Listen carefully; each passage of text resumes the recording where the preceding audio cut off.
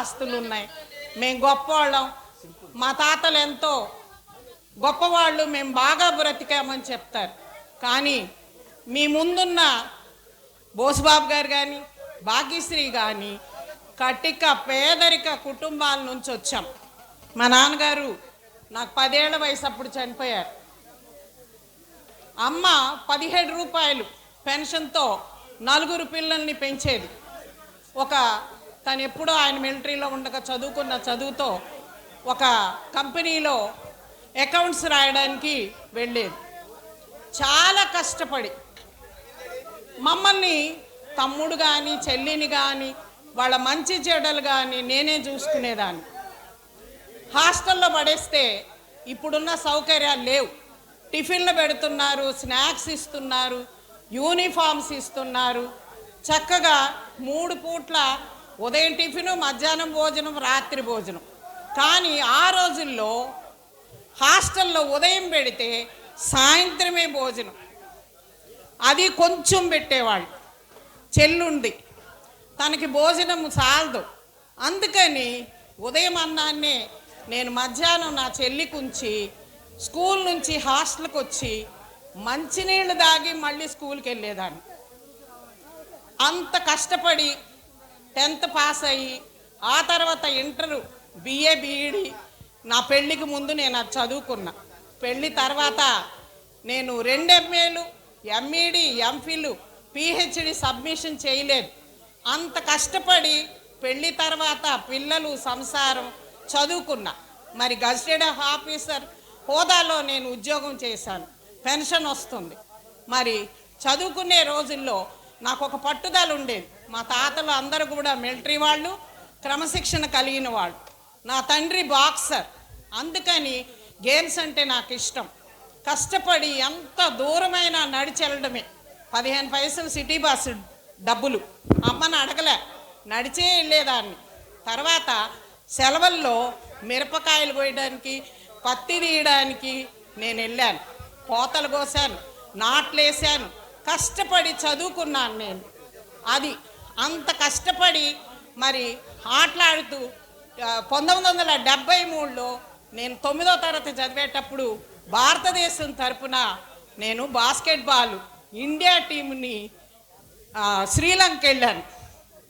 అలానే 77లో ఆడపిల్లల క్రికెట్ ఆ టీంలో ఆడాను.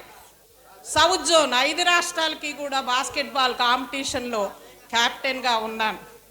Guinness book of world record, ప్రపంచ రికార్డు ఉంది నాకు. చదువుకుంటూనే ఇవన్నీ నేను సాధించాను. అలానే మరి best teacher award, state award Rajasekhar Reddy గారి చేతుల మీద తీసుకున్నా. బోసుబాబు గారికి కూడా బోల్డ్ అన్ని అవార్డ్స్ ఉన్నాయి. నా పిల్లల్ని కూడా క్లాసికల్ డ్యాన్సర్స్, అంబేద్కర్ విగ్రహము స్టార్టింగ్ అప్పుడు 98లోనో ఏమో 10 ఏళ్ల వయసు అప్పుడు ఇక్కడ మా పిల్లలు డాన్స్ చేశారు. అట్లానే ఎన్ఎస్ఎస్ ఆఫీసర్గా పనిచేశాను. ఎక్కడ పనిచేసినా మంచి రికార్డ్స్. అలానే పారాట్రూపర్, ఎన్సిసి క్యాడెట్గా నేను పార్లమెంట్లో అక్కడ మాకు ఢిల్లీలో ఇందిరాగాంధీ గారు భోజనం ఏర్పాటు చేశారు. సో ఒకానొక్కప్పుడు 2 జతల బట్టలతో చదువుకొని ఇంటర్మీడియట్లో కాళ్ళకి చెప్పులు లేని భాగ్యశ్రీ ఇవాళ కదిలితే కారు మీద, విమానంలో తిరుగుతున్నాను. సో కష్టే ఫలి. మీ తల్లిదండ్రులు, మీ అమ్మా నాన్నలందరికీ నేను చెప్పేది ఏంటంటే, మీరు కటిక పేదరికంలో అప్పులు చేసి దర్పాలకు పోయి పిల్లలకి ఇప్పుడే అన్నీ ఇచ్చేస్తే లక్ష్యం లేకుండా ఉంటారు. కాబట్టి కష్టపడి చదువుకోవాలి. నేను డిగ్రీ చదువుతున్నా, నోట్సులు తప్ప అచ్చు పుస్తకాలే కొనుక్కోలేదు. బోర్డు మీద చెప్పిన పాఠాన్ని రాసుకొని పాస్ అయ్యాను. మరి ఇంత చదువు చదివాను అంటే రాత్రిపూట 12 గంటలకు పండుకొని 4ంటికి లేచేదాన్ని. నీళ్లు తెచ్చి అమ్మకి సాయం చేసి ఎంతో ఎంతో కష్టం, నిద్రలేని రాత్రులు ఎన్నో గడిపాను. సో నా గురించి నేను తలుచుకున్నప్పుడు అలా దుఃఖం వస్తుంది, విజయ గర్వం వస్తుంది. ఎందుకంటే ఇంత కష్టపడి ఈ స్థితికో మరి ఇద్దరం కూడా ఇప్పటికీ నాటకాల్లో పాల్గొంటాం, ప్రతి దానిలోనూ ఉంటాం. కాలేజీ ఛాంపియన్ నేనే, పోటీలు పెట్టుకునేవాళ్ళు అధికారులు కూడా. అంత కష్టపడి నేను చదువుకున్నాను. పిల్లలు మీకోసం చెప్పారు నేను ఇది. కాబట్టి కష్టపడి చదువుకొని అమ్మా నాన్న కష్టాన్ని అర్థం చేసుకొని పచ్చడి పెట్టిన అమృతంలాగా తింటం నేర్చుకోండి, బాగుపడండి, కష్టపడండి. అమ్మకి నాన్నకి, మీ చదివిన స్కూల్కి, మీ ఊరికి, మీ బంధువులకి, దేశానికి మంచి పేరు తీసుకురావాలి. మాస్టర్ కూడా ఇక్కడ మట్టి పని చేసి కష్టపడి మరి ఎండాకాలంలో వేరే ఊర్లకు పనికి వెళ్తే బ్లడ్ పడేదట. అంత కష్టపడి బోస్ గారు ఎక్కడ ఇక్కడ ఎంత కష్టపడి చదువుకున్నాడో, సరైన బట్టలు లేకుండా. ఇప్పుడు నేను ఎంఈడి చదువుతున్న 3 చీరలు ఇవాళ కట్టిన చీర వచ్చే సంవత్సరం కట్టుకుంటున్నాను. సో దేవుడు ఎంత గొప్పవాడు, ఎంత ఒక అసామాన్య, ఒక సాధారణ అమ్మాయిని ఈ స్థితికి తీసుకొచ్చాడు అంటే నా తల్లి మమ్మల్ని కాచి కాపాడింది, సమాజం, నా గురువులు, అందరికి మించి నా భర్త దేవుడు కొండంత అండ నన్ను ప్రోత్సహించి నన్ను ఈ స్థితిలో మీ ముందు నిలబెట్టాడు. అందరికీ ధన్యవాదాలు. త్వరలో నాటకం ప్రారంభం కాబోతుంది. నాటకాన్ని ఈ మోపారుకు ఒక ప్రత్యేక నాటక రంగంలో అనేకమైనటువంటి నటులు, నట శిరోమణులు ఎందరో ఉన్నారు, వారందరూ వెళ్ళిపోయారు. అయితే నాటక రంగం క్షీణదశలో ఉన్నటువంటి రోజుల్లో ఈ అంబేద్కర్ యూత్ నా దగ్గరకు వచ్చి నాటకాలు అని చెప్పినప్పుడు ప్రతిసారి కూడా ఏదో ఒక రకంగా ఎంకరేజ్ చేస్తూ ఈ నాటకాలను ప్రోత్సహిస్తున్నాం, జీవింపజేస్తున్నాం, ఆర్టిస్టులందరినీ ఆదరిస్తున్నాం. కాబట్టి ఈ నాటక రంగం ఇంకా మోపూరు గ్రామంలో కొనసాగుతుందంటే శ్రీ అంబేద్కర్ యూత్ యువజనులు వాళ్ళ యొక్క ఆసక్తి, బలం, ఐక్యత. సో ఇదంతా దృష్టిలో ఉంచుకొని ఈ నాడు ప్రదర్శించబోయేటువంటి నాటకం ఆది నుంచి అంతం వరకు కూడా మీరు చక్కగా ఆదరించాలని, రాబోయే కాలంలో కూడా ఈ మోపూరు గ్రామం యొక్క చరిత్రను ఇంకా ఇలాగే కొనసాగించాలని కోరుకుంటూ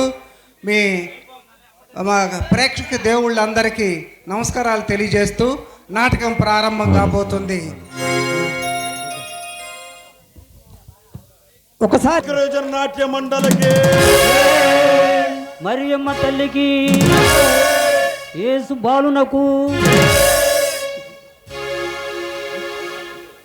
స్టార్ట్.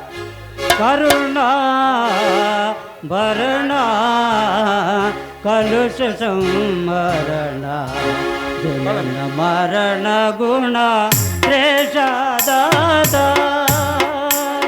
కరుణ భరణ కలుష సంవరణ జనన మరణ గుణ శ్రేషదాత.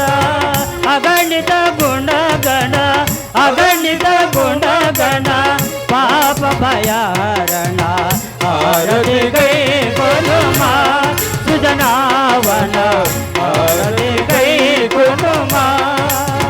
కరుణ భరణ కలుష సంవరణ జనన మరణ గుణ దేశదాత. పద జాన మే మాగారం నే పద జాన మాగారం నే దివ్య చరితం మే మా కవయం నే దివ్య చరితం మే మా కవయం. నీవే మా నిజ పాలక దైవము, నీవే మా నిజ పాలక దైవము. నేలేలో భక్తలో కానిదితాము, నేలేలలో భక్తలో కానిదితాము. భావనాచ పరమేశ్వర సేతు శ్రీ భక్త చరితమాలకించుమయ్య భావనాథ పరమేశ్వర సేతు శ్రీ భక్త చరితమాలకించుమయ్య యువజన నాటక మండలి భోము యువజన నాటక మండలి భోము దేవదేవ మరియమ్మ భరణ కలుష సంవరణ జనన మరణ గుణ దేశదాత కరుణ భరణ కలుష సంవరణ జనన మరణ గుణ దేశదాత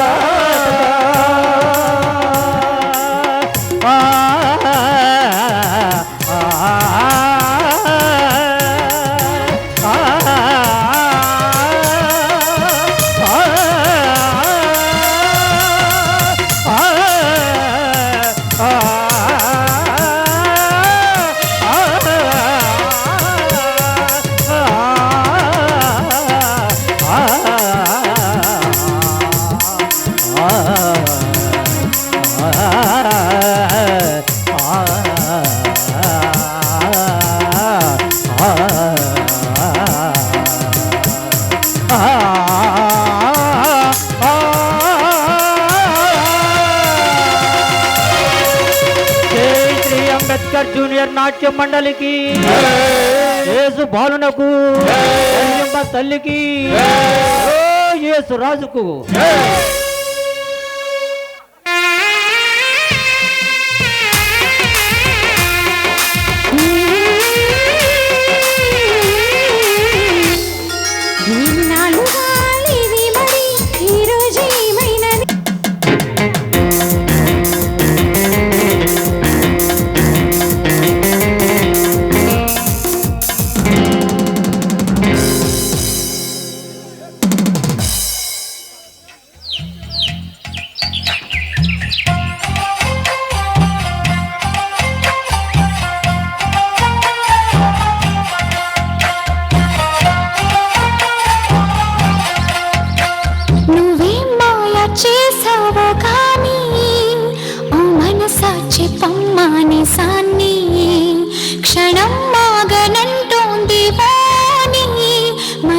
చిలిపిది వయసు వాణి హయ్యా హయ్యా రే హయ్యా చిందురే సున్నయి అల్లరి సయ్యా సయ్యా రే సయ్యా ఎటు పోతుందో ఏమో మరి నువ్వే మాయా చేసావు గాని ఓ మనసా చెప్పమ్మా నిజాన్ని క్షణం మాగనంటోంది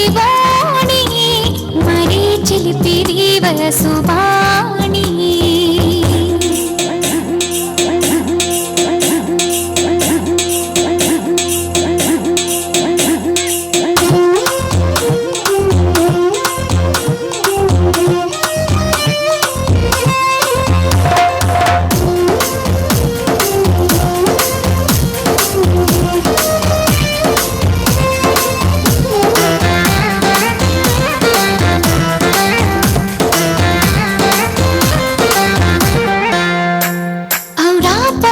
కళ్యాణి పైన వస్తాడంట యువరాజు అవునా నువ్వేమైనా చూసావా మైనా తెస్తున్నాడా ముత్యాల మీనా హయ్యా హయ్యా రే హయ్యా మొగలి పువ్వంటి మొగుడెవ్వరే ఓ సయ్యా సయ్యా రే సయ్యా మీరా తాళాల మనువెప్పుడే కళ్యాణి పైన వస్తాడంట యువరాజు అవునా నువ్వేమైనా చూసావా మైనా తెస్తున్నాడా ముత్యాల మీనా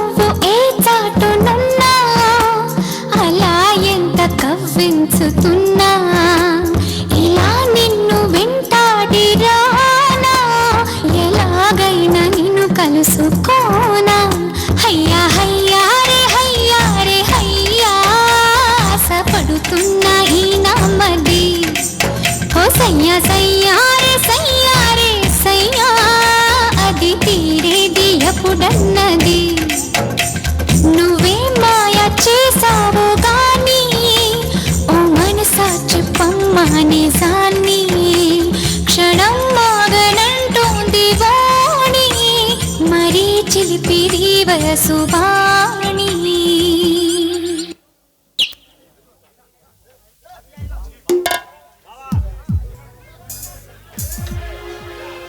మై డియర్ ఫ్రెండ్స్, ఈరోజు మీలో ఎంతమంది డ్యాన్స్ వేయడానికి నాలో సిద్ధంగా ఉన్నారు? మై ఫ్రెండ్స్, ఎంతమంది ఉన్నారు? ఎవరూ లేరా?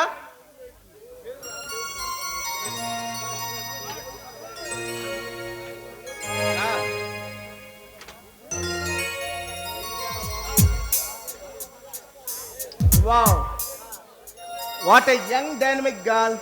Welcome. I am ready, Mr. Prabhu.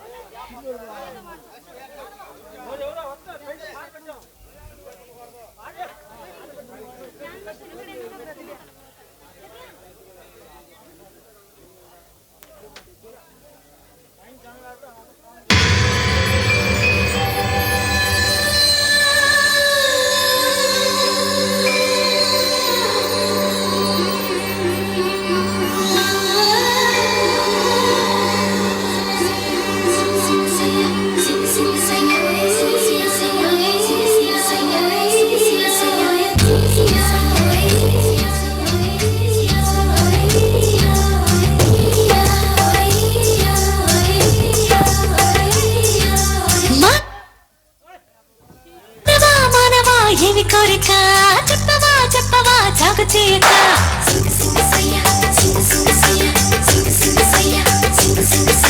మానవా మానవా ఏమి కోరిక చెప్పవా చెప్పవా జాగు చేయక విన్నపాలనే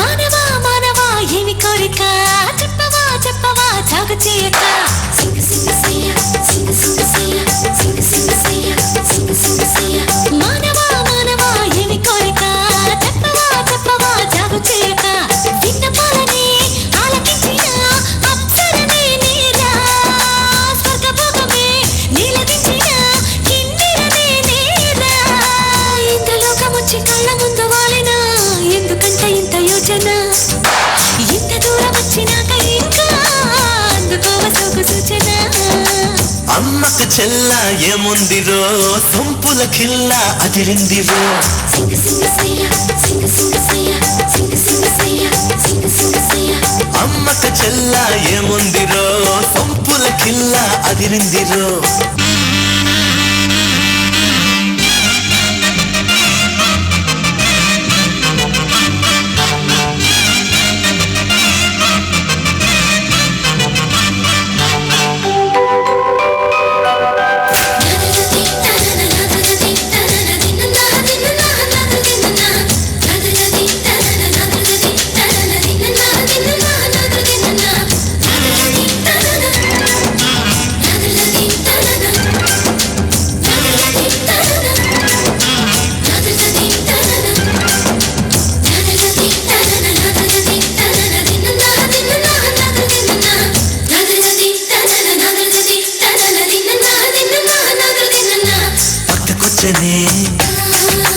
తిక్క పెంచేనే పక్కకొచ్చేనే తిక్క పెంచేనే వయ్యారి నీ వాళ్ళకం దిక్కజాలనే ధిక్కరించనే దిక్కజాలనే ధిక్కరించనే నరుడా నీలో సాహసం మైకంలో ముంచుతున్నది పాపాని పనితనం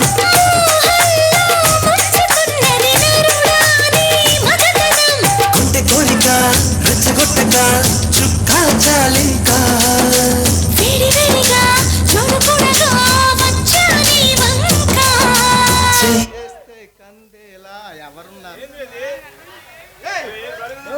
చేస్తే కందేలా ఉన్నవే బొమ్మ సందేహిస్తే ఎలా ముందుకు రావమ్మా మానవా మానవా ఏమి కోరిక చెప్పవా చెప్పవా జాగు చేయక అమ్మక చెల్ల ఏముందిరో సొంపుల కిల్ల అదిరిందిరో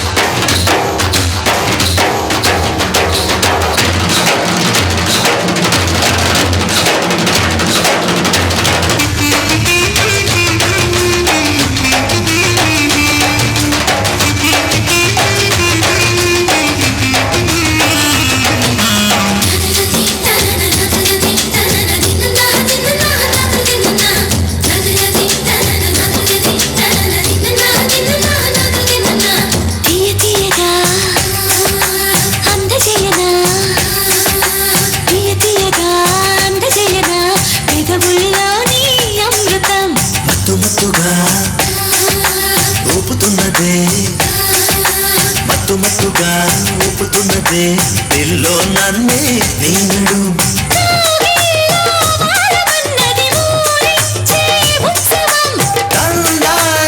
తాళమైనది చిందాడే యౌవనం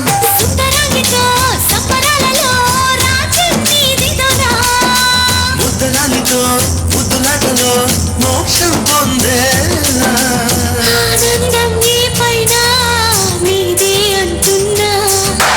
ఏదేమైనా మైనా నీతో నేరానా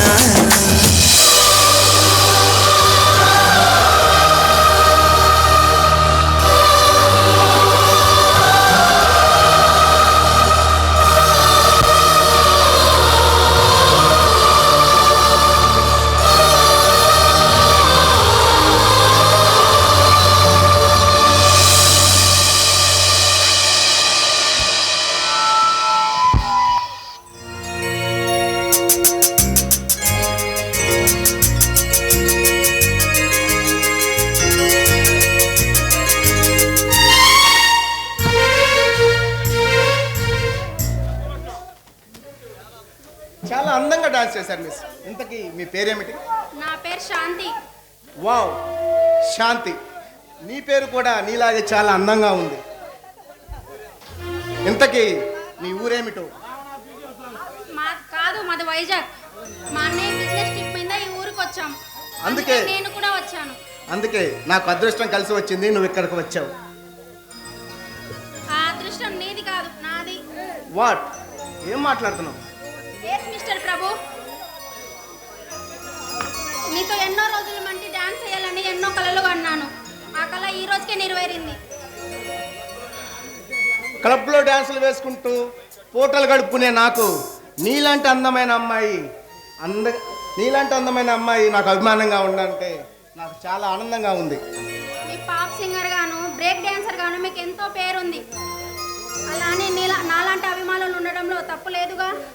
లక్ష నక్షత్రాల కాంతి కిరణాల సొంతం చేసుకున్న ఈ సుందరి సుకుమారి నాకు వీరాభిమాని కావటం నాకు చాలా ఆనందంగా ఉంది మై డియర్. ఎందుకో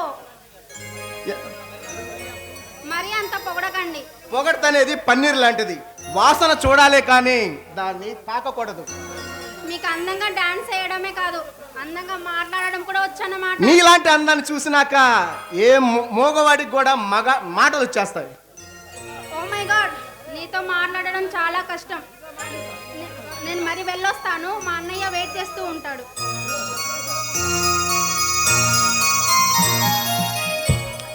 తొలకరి మెరుపులా మెరిసి వాన చినుకులు కురిపించిన నా ప్రియమైన శాంతి, నీ పరిచయం నా గుండెలో అశాంతి మిగులుస్తుందా లేదా ప్రశాంతిని పంచుతుందా చూద్దాం.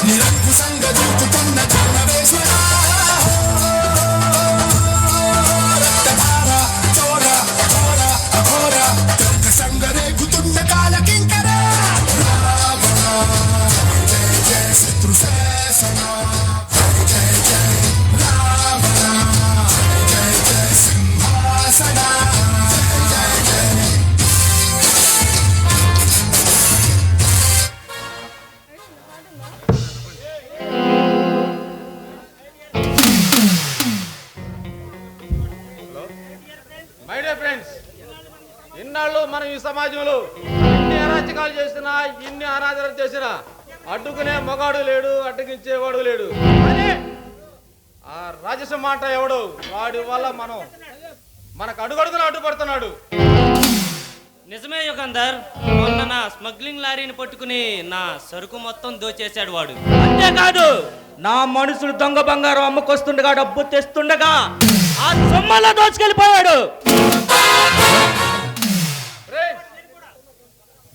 మీతో పాటు నేను కూడా నష్టపోయాను. కేవలం ఒక్క నెల రోజుల్లోనే వాడి వల్ల నేను 5 లక్షలు నష్టపోయాను.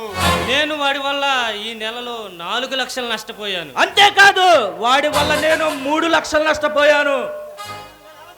ఇక మనం ఇలా ఆలోచిస్తూ పోతుంటే మనం సర్వనాశనం అయిపోవడం ఖాయం. దీనికి మనం ఏదో ఒక పరిష్కారం ఆలోచించాలి. ఇందులో ఆలోచించేదే ఉంది, వాడిని లేపేస్తే సరిపోయే.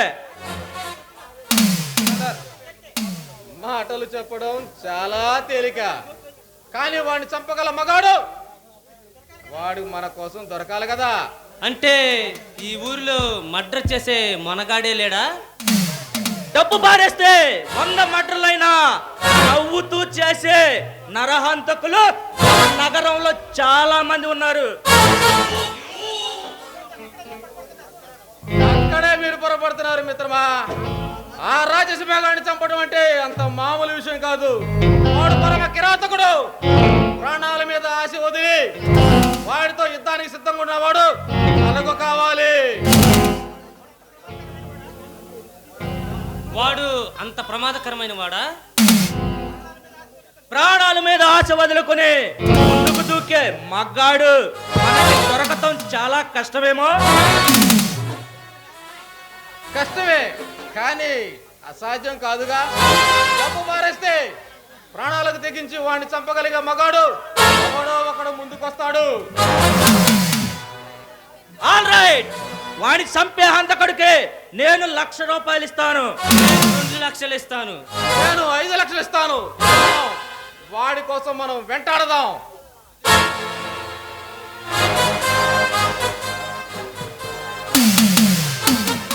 హలో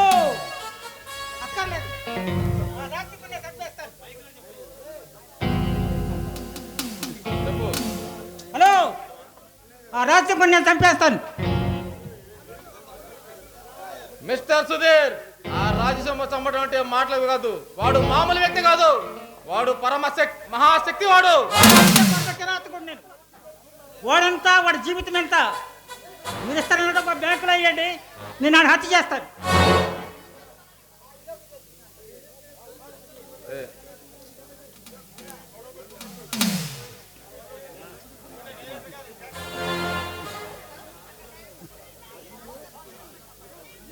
చూడండి ఫ్రెండ్స్, హలో చెప్పు.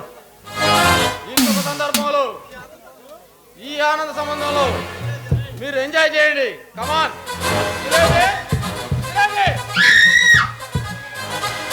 మిత్రులు, వీళ్ళని ఆటపాటలతో ఆడించి మురిపించు. వేసుకోండిరా.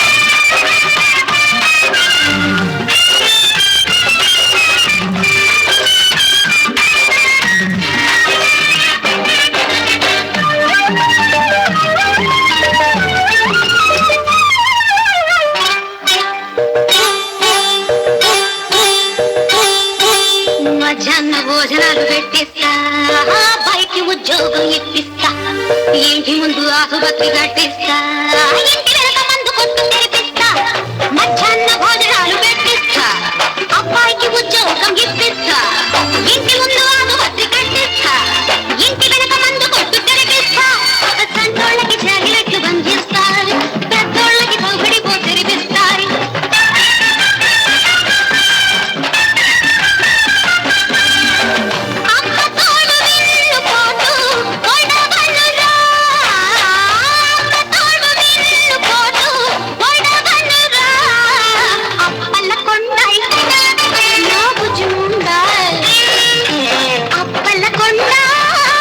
నా